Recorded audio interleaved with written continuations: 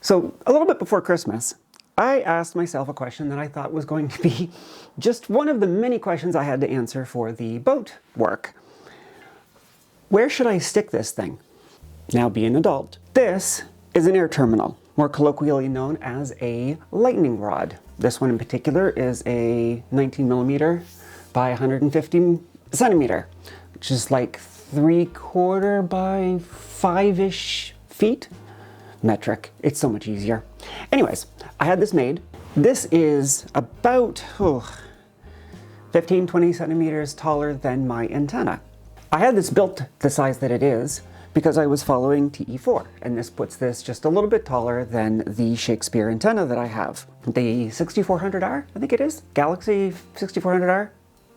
Whatever. In it, it talks about the rolling sphere model of area of protection. We're going to get into all of this in the next series of videos. I'm going to keep this one relatively high level. The key thing with the rolling sphere model is that if you know where the tip of the air terminal is, you can then go out some distance from the center line and do some math and determine whether whatever it is that you have there is within that area of protection. If it is, this should be what sends up the streamer, which makes contact with the step leader coming down from the cloud. When the streamer and step leader connect, bam, you get a lightning strike. This being a solid chunk of aluminum, copper is better, but because the mast is made of aluminum and the mast in my boat is going to act as the primary down conductor, aluminum and aluminum don't have the risk of galvanic action and seizing and whatnot, which is why I had this made out of aluminum. The lightning strike is then directed down the mast to a bonding wire, which, if I can channel my inner Chris Boden, connects to this fucking thing. Now, I can hear you saying, but Maddie, you just said that you're using aluminum because your mast is aluminum and you don't want galvanic action, and unless aluminum comes in fun new colors, this isn't aluminum. And, dear observer, you would be right. This is a chunk of C10 copper. A very heavy, very expensive chunk of C10 copper. It is 6 millimeters thick. It is 5 millimeters wide, and it is 2 meters long. And now my hands are dirty. At the base of the mast, I'm going to be running 4-gauge wire to bond from the base of the mast to a silica bronze through bolt that connects to this. So the aluminum to copper transition already has to happen, but it's going to happen inside the boat where I can see the connection. I'm going to have it set up so that I can constantly see in case there's any corrosion ever starts to build up. I can tell and clean it and fix it before I get struck by lightning, only then to find out it wasn't doing its jobs properly. I don't think you can see this, so I'm probably going to do an overlay right here. When I asked myself where should I mount that, I had no clue how deep that rabbit hole was and how far down it I was going to fall. Originally the plan had been to just do one video after I did the battery charge video last time, and when I realized, oh, I'm going to do things a little bit different than TE-4, I should probably put together a supporting document that cited my sources. So when I created the video, lightning is a topic that I know is going to generate some really intense feelings in my lovely nerd community. So I wanted to have the document to show references to why I made the decisions I did. The problem is when you sit down and you try to publicly put down your points into paper, you kind of really want to make sure you know what you're talking about.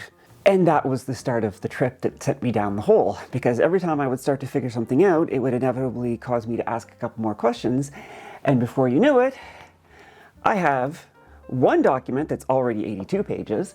This is the second attempt. That's just the table of contents. This is an attempt to put into a linear narrative format a 91-page document I wrote that was me just putting down information as I learned it. That 80-some page document might make you think that I've done most of it. No. I would bring over a part and realize I needed to figure something out, and then I would be learning about a whole new bit of, oh Christ, I've learned everything about radio physics and steam jackets and inductance and radio frequency, bend radius, magnetic constructive interference, side flashing. I've decided to make this video now because I realize by the time I finally finish this paper, it's probably going to be a couple more months. But little robin built a nest right above my light. She doesn't like it when I come outside. That's okay, it's my house. I'm sorry, Mama, I'm not gonna hurt you. Anyways, as you can see, the trees are coming into bloom, just starting to come into bloom, which means if I want to have any chance of launching this season, this is the current state of my control board, I can't stay focused on the lightning paper. The lightning paper is going to be a huge, huge thing. I've got so much time into it so far. I'm definitely going to be finishing it, and honestly at this point it's becoming less of a paper and more of a book. In it, I am going to propose several changes from what ABYC TE-4 recommends. And I'm going to make those recommendations backed by the physics and the science and the math that I have learned. Now, I don't want to go into the details of that in this video. There's so bloody much, and some of which I'm still sorting out, so you're going to notice that the papers are not linked in the description of this video. Or rather, when the paper is finished, I will come back and append it to the description of this video. But for now, I know the document has issues, I know that there's mistakes and problems in it, so I'm keeping it restricted to just the patrons. If you really want to see it, send me an email, digital.mermaid@gmail.com, or for $1, become a patron for 1 month and immediately cancel your service and then you'll get access to it. Service? Subscription. Anyways, point is, send me an email if you want to see it, let me know why you want to see it, and I'll share it with you. I'm not trying to keep it hidden and behind a paywall. I just need to make sure that anybody who sees it before it's finished clearly understands that it's not a finished product. I do want to say right from the beginning though that my criticisms of TE-4 and the reasons that I am not strictly following TE-4 are not themselves an indictment on ABYC's decisions behind the recommendations they make in TE-4. Let me explain briefly. I don't know what rationale ABYC had. I'm only making guesses. So when I speak about what I think that they were thinking when they made the decisions that they did to go into TE-4, it is my speculation, and that's all it is. My read on it is, if you're familiar with how the IIHS works, the Insurance Institute for Highway Safety, they set up a set of tests. They're not a government body. They don't mandate how car companies should build their cars, but because of insurance requirements and their car companies wanting to be able to say that they've got their top safety pick, they have driven the industry to become much, much, much safer. I see ABYC in general, TE-4 specifically, as the marine version of that. If you modify your boat to meet TE-4 standards, you are immediately going to be much, much better off than any boat I could find that's being manufactured today. There is not a boat I could find that sells on day one already built to TE-4 standards. When you understand that, I'm pulling the number out of my butt, but say like 95% of sailors, if not more, modern sailors who have private boats where they would be in a position to modify them or not modify them as they see fit, are going to be coastal sailors, weekend sailors, people who are never really going too far from land. If you get struck by lightning and you were set for TE-4 compliance, your boat is going to be damaged, your electronics are going to be fried, but the chances of you getting hurt are far reduced, specifically from something called side flashing, and particularly from your backstay to your wheel if you happen to be at the wheel. Tangent on a tangent. If you take nothing else from anything I do, let it be this. If you see a storm coming and you're in a position where you can't necessarily avoid the storm, consider our boats tend to run at about 6, 7, 8 knots. Storms tend to run at 20, 25 knots. You're not outrunning it. The single safest thing you can do is this. Strike your sails, put out a drogue, get below. I cannot find an instance where crew who were below on a sailboat and the sailboat was struck by lightning were hurt. However, if the storm comes and you're at the wheel and the boat gets struck by lightning, you are at a very, very real risk of being killed. The details, very briefly, is that the unbonded backstay, its voltage is going to shoot up extremely high and extremely quick. The wheel, which is bound to ground the water through your rudder, cables, up through the steering chain and into the wheel is going to be close to 0 volts, if not actually 0 volts relative to Earth, making it very easy for that voltage to trigger a side flash to the wheel through your body or through the body of your crew member. The types of voltages and currents we're dealing with, those injuries are incompatible with life. This series of videos is not meant to be any kind of like a fear-mongering type of thing. The chance of a lightning strike, based on, I think it was about 15 years of insurance data from Geico/Boat USA, I know I'm Canadian, but that's the public data I could find, showed that for sailboats in the 40 to 65 foot range, your annual chance of being struck is about 1 to 1.2%. If you're in places where lightning is very common, like Florida or Lake Ontario, which is where I am, you can basically double that number. Over the course of a 5-year journey, your chances of being struck go up to, if memory serves me right now, about 3.2%. And if you're in a lightning-prone area, that goes up to like 5.something6%. The chances of being struck are low, but they're not super low. There's other things we account for on our boat that have a lower occurrence from a safety perspective. I mentioned this in this opening video because one of the things I found when I was trying to figure out where to mount this was, don't worry about it. The chance of being struck by lightning is so low, just don't worry about it, you'll be fine. I understand that mentality, but I don't think it applies to people like me, and I'm assuming for some of you watching this, people like you. If you get struck by lightning and you're close to the shore, you can call for assistance from the Coast Guard. Even if you're offshore, you're probably not so far offshore that you're outside the reach of someone like Matt from 103, fantastic channel, from him coming and saving your butt with his amazing little cormorant helicopter. For those of us who are looking to go offshore, once you get far enough offshore, you're beyond the ability for Coast Guard to rescue you, even in a helicopter. That is what I am designing for. Because TE-4 is designed to protect the humans primarily and not necessarily the vessel, there's things that happen in a lightning strike that will almost certainly stricken your vessel. All of your electronics are almost certainly destroyed. Those electronics can include things like your transducer, which has electronics very, very close to the water through a little 3 to 4 millimeter epoxy window. If you've heard of a lightning strike that led to a boat sinking, it was almost certainly because the transducer was blown out. Now, if you're on the boat and you realize that your boat is flooding, you can probably figure out where it's coming from fairly quickly if you've taken the time to know where your transducer is. You can pull it out. Most modern transducers have a flap because they're designed to be able to be taken out and cleaned. But even if not, you can pull it out and jam a stopcock into it and stem the flow. Again, I don't want to make this sound like it is a, oh no, follow what I'm saying or you're going to die or your boat's going to sink.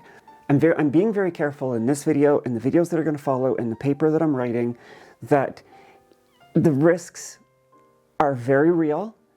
The risks at the upper end are frighteningly catastrophic, but people sail and have sailed for decades without any protection, and they're largely fine. Insert survivor bias here. The key thing with my paper and the videos that are going to come is that I'm trying to design a system such that even in a high energy strike, ABYC TE-4 is designed around what's called the IEC 62305 median negative cloud to ground 30 kiloamp 300 megavolt strike. It's sort of like a laboratory standard average lightning strike. They can get much more powerful than that, and the more powerful they get, especially if there's something called a positive cloud to ground strike, the devastation to the vessel can be significant, sufficient that even if you do everything right, you might still be getting into your life raft. My goal is to design a lightning protection system that I will implement on Mermaid's Rest that gives me the best chance of being struck offshore, very far offshore, and having a vessel that will still be able to get to the next safe port. Will there be damage? Yes. Will I lose equipment? Yes. Will I be able to make it to shore?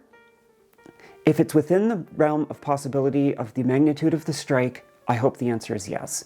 I don't know what the next video is going to be. I don't know when the next videos are going to come out.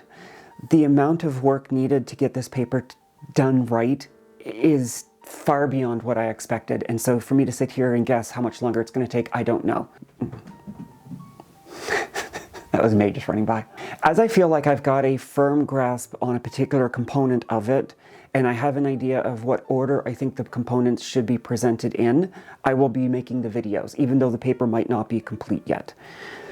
Whenever I do finally finish the paper, I will go back and append it into the description for all of the videos. So if you're watching this or the subsequent videos and the link isn't there, I'm still working on it, and that also means that I could have made a mistake in this or future videos. If in any given video I realize I have made a mistake, I will put an update in the description. So whenever you're watching this, check to see if in the description if there's any corrections. I have some real nerdery coming to play. Let me show you. As one example, I am going to be building an absolutely massive capacitor bank. I'm going to be making the conductors for this capacitor bank out of huge chunky pieces of copper, which I'm going to have to drill up and tap. Well, not tapping, which I'm going to have to drill. And then I'm going to be doing my own tin electroplating, hopefully. The build is going to include things like this. This is a 47 mega ohm high voltage capacitor. It was like 30 bucks on its own. The videos are going to talk about chokes. These are type 31 ferrite chokes that are going to be used to help resist the rise in current to give some of our equipment a chance to survive. I'm also going to be using some of these for noise. The lightning video is also going to have a big component of improving the VHF noise on the VHF radio. We should be able to keep our squelch much lower thanks to the lightning ground. Spoiler, the lightning ground is going to be isolated from the electrical ground, which is exactly against what TE-4 says. I've got so many ferrite chokes. I had originally bought a Marinco sintered bronze ground plate, the large size. That was going to be the main ship electrical ground, because obviously I'm getting rid of the engine, but instead I'm replacing it with this, which, despite how black it is actually copper. It's just very dirty. We'll talk about why that's the case and why the sintered bronze is a really bad idea once you start thinking about lightning strikes. I'm going to be adding this as well. This is a secondary after lightning ground bar. This is going to allow me to address one of the remaining safety concerns that TE-4 doesn't address. We're going to talk about why a stainless steel prop shaft leads to explosive holes in the bottom of your boat. And it's not because the water was boiled because of the current passing down the prop shaft, which is what I thought the cause was originally. We're going to get into some pretty heavy math and physics, and generally this is going to be a very, very, very nerdy side quest. As frustrating and as time-consuming as this has been to learn about, I cannot tell you how many times when I've been reading and researching this stuff, I went, oh, holy shit, that makes sense. Or that is really cool. The timescales that are involved in a lightning strike are measured in nanoseconds and microseconds. Everything that I had learned about how electricity flows through conductors, it all went out the window. None of it was valid anymore when you start talking about radio frequency grade waveforms that you see in a lightning strike.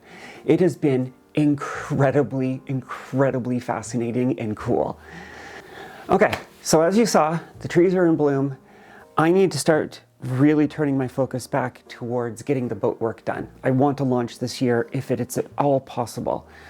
One of the things I do need to sort out that might very well make it into the next video is I have to finish deciding. Now, I actually know where I'm going to mount this on the masthead. I know where I'm going to mount the antenna on the masthead, but I have not yet figured out where I'm going to mount this on the masthead. That was an Enemy A2000 connected Airmar 200WX weather station. Shortly after Christmas, before I fell down this rope, as you saw in the video I made earlier in the year, I got to the point where I could talk to this for the first time. I need to figure out how to create and parse PGN packets, which are the messages used on Enemy A2000. I got the weather station so that I had something I could plug into my Raspberry Pi that has an NMEA 2000 hat on it. I need this so I can figure out how to get this to a minimum viable product where I can actually control the motion of the vessel, even if I don't implement a lot of the fancier stuff. I mention these things right now because one of the things I realized is that it is absolutely borderline impossible, certainly impractical, to set it up so that the masthead can take an 85th percentile lightning strike without the induced currents and voltages destroying everything on the boat. So I'm now going to be working on a modified version of the relay board that's going to use the same general circuitry. Instead of using an NMEA 2000 connection, it's going to be powered by an ESP32. The masthead is going to have a isolated power supply going to the masthead on 2 different 12-volt rails for reasons we're going to go into later. And then I'm going to have a transmitter at the helm, probably at the helm, might be somewhere else, that's going to send messages over wireless Ethernet to control the relays, to control the tricolors, the anchor light, the steaming light, and all of the stuff on the mast. This way, if the mast gets hit and everything topside is destroyed, there's basically a lightning roadblock at the base of the mast that prevents the induced currents and voltages from being able to transfer over. The key thing I want to get across is that we have a huge amount of nerdery coming. We're going to be talking about how to save the BMSs so that we actually have power post-strike, how we're going to protect the radios, how we're going to deal with the EMP pulses that come off of the induced currents and what those can do to all of the equipment, what kind of lightning strikes where we have to accept the fact that there's just nothing practical we can do to survive it, blah, blah, blah, blah, blah. I'm the Digital Mermaid. This has been the update of what's been going on and what is to come. Oh, what I would do for an extra 10 hours a day. So if you're interested in all of this lightning nerdery, do the subscription thingy, and I'll talk to you very soon. Bye!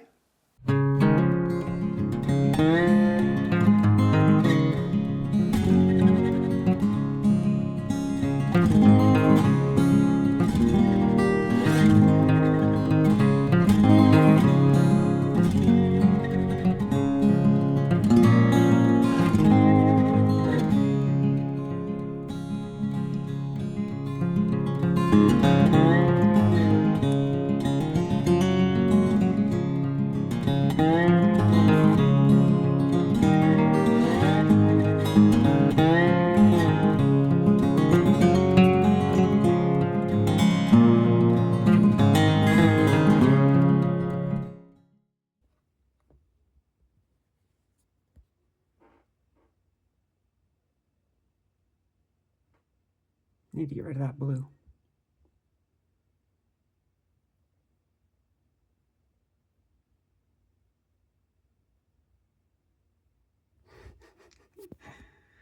It's a start.